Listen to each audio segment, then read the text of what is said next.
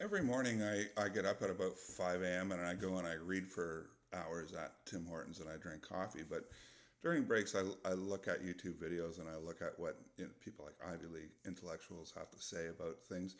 And sometimes they piss me off so much that I feel an overwhelming urge to do one of these videos when I get home. And today I heard from one of these idiots that the West has no basis because it has no history. Well, the West isn't a historicist based civilization, unlike, say, Iran or any of the countries in the Middle East that have this strong history. Well, the West is a rationalist society. Now, the difference is that when you're driving down the road, you have a rear view mirror, but you spend all of your effort looking through the front windshield because the front is where you're going. It has hope and possibility. When you look in the rear view mirror, you're only looking to see that you can stop safely without somebody slamming into you, or you want to park someplace. Other than that, you don't really spend time looking in the rear view mirror. Now, if you look in your rear view mirror, you see a little warning sign that says objects in the mirror appear larger than they actually are. And this is true of history because history is really mostly a series of lies of omission. And you can tell this by looking into the Enlightenment or the Crusades. You can get two very, very different stories on the Crusades because one person talking about the Crusades is working from one set of facts, another person looking at the Crusades is looking through another set of facts. So even with good intentions, history has a very limited lens, and in that sense should be used in a regulative sense. And because the West has a rationalist basis, it offers hope and possibility to the people that live here, at least until it got taken over by those other white people. The white Christian civilization of the West was the place everybody wanted to live. They risked their lives to go across oceans to go and live in the West for hope and possibility rather than oppression by kings. But the historicists have a purpose.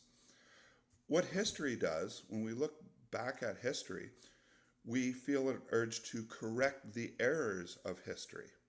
And what this does is it keeps the bullets flying and it keeps the military industrial complex in business.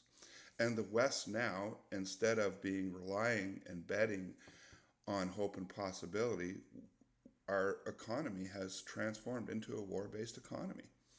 So, in a sense, these historicists, these people that solely look at the world through historicist eyes, they're just keeping the war pigs in business.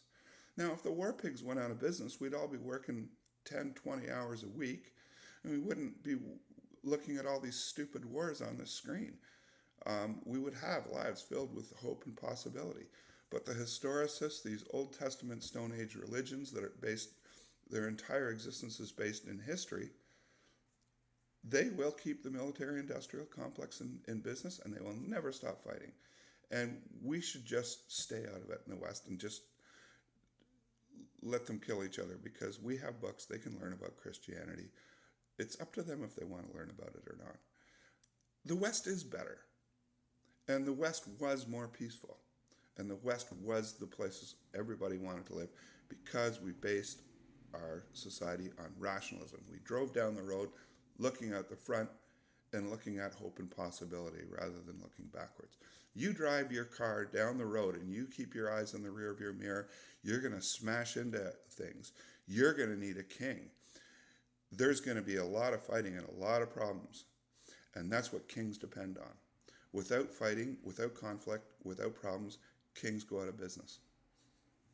That's all so the West is better. I'm a Christian supremacist. We are better.